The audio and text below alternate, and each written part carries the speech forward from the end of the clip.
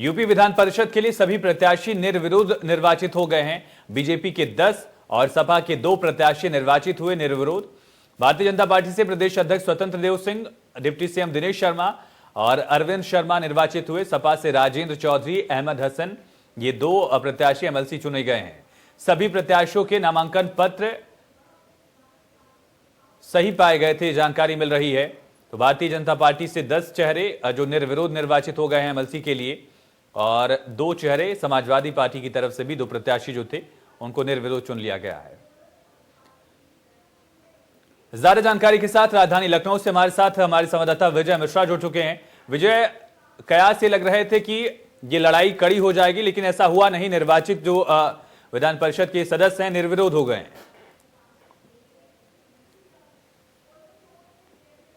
बिल्कुल, इस बात के कयास बिल्कुल लगाए जा रहे थे और ये माना जा रहा था कि शायद बहुजन समाज पार्टी या फिर भाजपा की तरफ से यहाँ पर संयुक्त रूप से एक प्रत्याशी को खड़ा किया जा सकता है। लेकिन पिछली बार ही करीब 4 से 5 बसपा के विधायक जो थे वो टूट करके समाजवादी पार्टी में चले गए थे जब राज्यसभा का पिछली बार ही चुनाव था।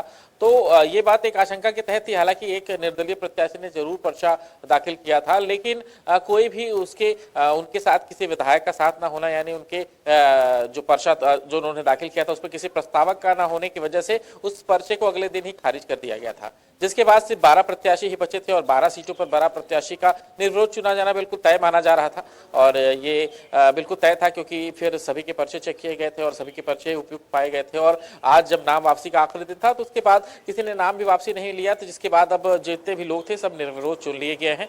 और जाहिर है कि इस बात की आशंका जरूर थी, लेकिन आखिरी समय तक जब किसी भी पार्टी ने अतिरिक्त प्रत्याशी को नहीं उतारा तो ये बात शुरू से ही तय मानी जा रही थी कि जो भी प्रत्याशी हैं वो निर्विरोध तय चुने जाएंगे।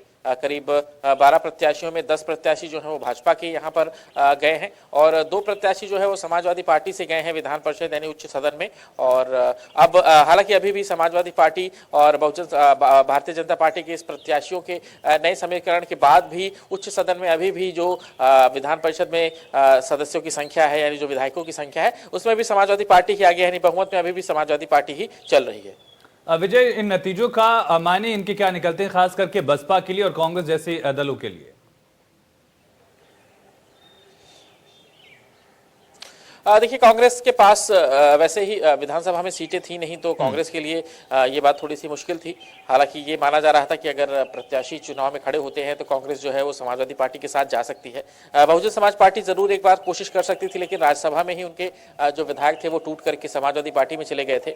और ये माना जा रहा था कि शायद इस बार प्रत्याशियों की संख्या बढ़ने के बाद भाजपा जो है वो विधान परिषद में अपने अध्यक्ष का चुनाव लड़ा सकती है, क्योंकि रमेश यादव का कार्यकाल खत्म होने वाला है, विधान परिषद के जो अध्यक्ष हैं, और समाजवादी पार्टी से ही चुने हुए अध्यक्ष थे। तो ऐसे में इस बार बीजेपी का पूरा प्रयास था कि उनके सदस्यों की संख्या अगर बढ़ती है तो विधान परिषद में जो अध्यक्ष की कुर्सी है वो भाजपा हासिल करने में कामयाब रहेगी। लेकिन अभी भी इस बार 10 प्रत्याशियों के जाने के बावजूद भी अभी जो संख्या है वो समाजवादी पार्टी की है। तो ऐसे में विधान परिषद में अध्यक्ष की कुर्सी को लेकर के एक बार जरूर खींचातानी हो सकती है। ये माना जा रहा था कि शायद यहाँ पर जो समीकरण है इसमें अगर समाजवादी पार्टी के विधायक जो है वो थोड़े से अगर भाजपा तोड़ने में कामयाब हो पाती है या फिर बहुजन समाज पार्टी से विधायक जो है उनके कहने पर वोट डालते हैं, तो शायद शिक्षक दल से अगर कुछ वोट उनके खाते में पड़ते हैं तो शायद विधान परिषद का जो पलड़ा है वो उनकी तरफ भारी हो सकता है अध्यक्ष की कुर्सी का। लेकिन इस नए समीकरण के साथ अभी भी समाजवादी पार्टी जो है वो विधान परिषद में आगे चल रही है। चलिए, तमाम जानकारी के लिए, तमाम तथ्यों से रूबरू कराने के लिए विजय आपका बहुत शुक्रिया। अगली बड़ी खबर नोएडा